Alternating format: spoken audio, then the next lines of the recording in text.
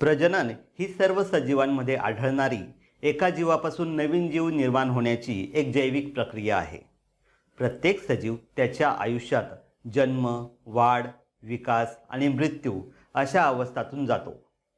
प्रत्येक सजीवाचे आयुष्य मर्यादित असते, परंतु प्रजननामुळे त्याचे गुणधर्म नवीन जीवात संक्रमित झाल्यामुळे ते गुणधर्म टिकून राहतात आणि जीवन सातत्याने चालू राहते. मागील इयत्तेत आपण विविध जीवन प्रक्रियांचा अभ्यास केला. त्या सर्व जीवन प्रक्रिया म्हणजेच पोषण, श्वसन, रक्ताभिसरण, उत्सर्जन, संवेदन, प्रतिसाद इत्यादी. प्रत्येक सजीवाला जिवंत राहण्यासाठी या जीवन प्रक्रिया आवश्यक आहेत.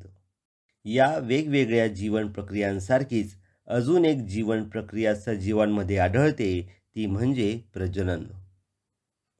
एका सजीवापासून त्याच प्रजातीचा नवीन सजीव तयार होण्याच्या प्रक्रियेला प्रजनन म्हणतात. प्रजननामध्ये लैंगिक प्रजनन आणि अलैंगिक प्रजनन असे दोन प्रकार येतात. अलैंगिक प्रजनन युग्मक निर्मितीविना एखाद्या प्रजातीतील एकाच जीवाने अवलंबिलेली नवजात जीव निर्मिती प्रक्रिया म्हणजेच अलैंगिक प्रजनन होय. अलैंगिक प्रजनन ही एक अशी प्रजनन प्रक्रिया आहे ज्यामध्ये नवीन पिढी एकच जनक पेशीपासून तयार होते. या प्रक्रियेत जनक पेशीचे दोन समान भागांमध्ये विभाजन होते. हे विभाजन सूत्री किंवा असूत्री पद्धतीने होऊ शकते. दोन भिन्न पेशींच्या म्हणजेच युग्मकांच्या संयोगाशिवाय घडून येणारे हे प्रजनन असल्यामुळे नवजात सजीव हा तंतोतंत मूळ सजीवासारखाच असतो.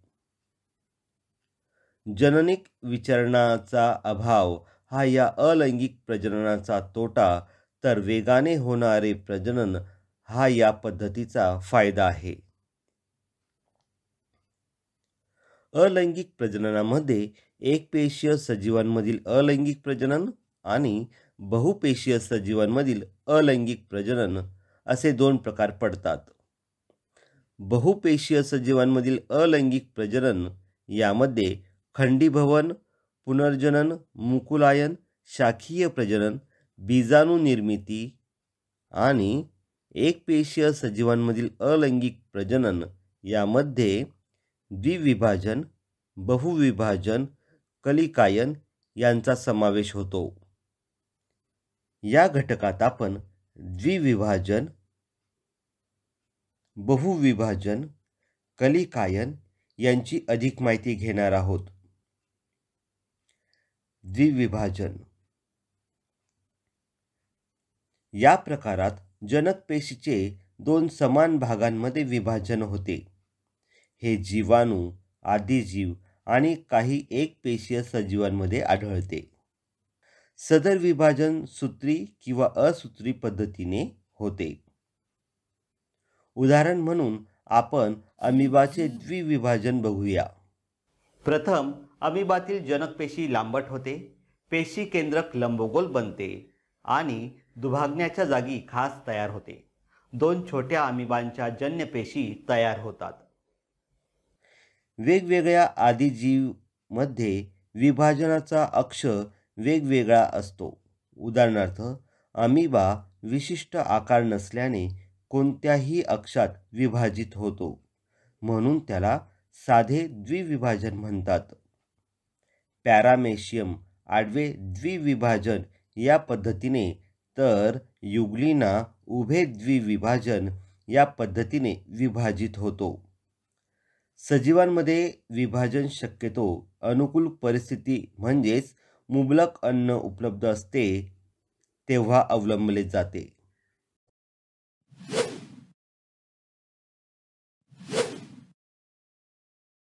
ज्यावेळी अपुरे अन्न किंवा इतर प्रकारची प्रतिकूल परिस्थिती तयार होते, त्यावेळी अमिबा छद्मपात तयार करत नाही आणि हालचाल थांबवतो. तो गोलाकार होतो आणि पेशी पटलाभोवती कठीण संरक्षक कवच तयार करतो. अशा कवचबद्ध अमिबाला पुटी म्हणतात. फुटीमध्ये पहिल्यांदा फक्त केंद्रकाचे अनेक वेळा सूत्री विभाजन होते व अनेक केंद्रके तयार होतात. मग पेशीद्रव्याचेही विभाजन होते आणि अनेक छोटे छोटे अमिबा तयार होतात.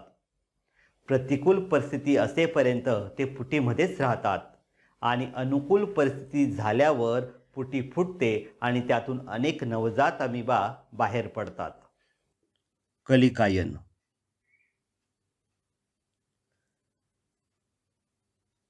किण्व या एकपेशीय कवकांमध्ये कलिकायन पद्धतीने अलैंगिक प्रजनन होते. किण्व पेशी कलिकायन पद्धतीने प्रजनन करण्यासाठी सूत्री विभाजनाने 2 नवजात केंद्रके तयार करते. या पेशीला जनक पेशी म्हणतात. या जनक पेशीला बारीकसा फुगवटा येतो. हा फुगवटा म्हणजेच कलिका असते.